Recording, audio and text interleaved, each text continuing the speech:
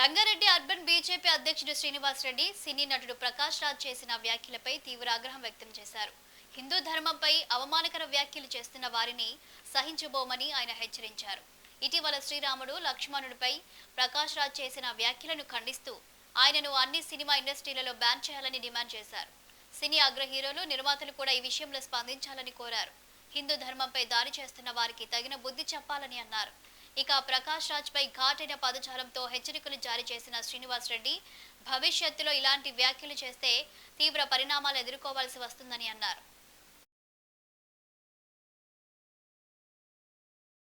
సినీ నటుడు ప్రకాష్ రాజ్ ఇంటర్వ్యూ ఒక దగ్గర చూసిన మన ఏబిఎన్ ఛానల్ లోపల వెంకటకృష్ణ గారు చేస్తుంటే దాని లోపల మా భానుప్రకాష్ గారు అందులో పార్టిసిపేట్ చేస్తున్నారు.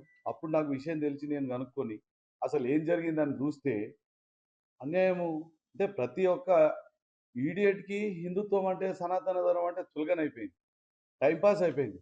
పర్టికులర్గా ఈ ప్రకాష్ రాజ్ వీడు బై బర్త్ వీడు క్రిస్టియనీడు, శంకరజాతి నా కొడుకీడు.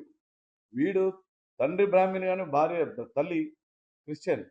వీడు నాస్తికుడు అని అంటాడు, నాకు నమ్మకాలు లేవంటాడు, నాకు రిలీజియస్ ప్రాక్టీస్ లేవంటాడు. కానీ వాళ్ళమ్మ ఫినరియలు క్రిస్టియనిటీ లోపల వాడు మొత్తము బొందబెట్టే ప్రోగ్రాం వాడు చేసింది.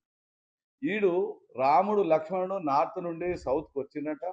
రాముడు వస్తుంటే మళ్ళా ఆకలి అవుతుంది అన్నయ్య అని అంటే లక్కీ నువ్వు తినరా అని చెప్పి లక్ష్మణుడిని ఏంటిది అది రాముడు అని అంటే ఒక మర్యాద పురుషోత్తుడు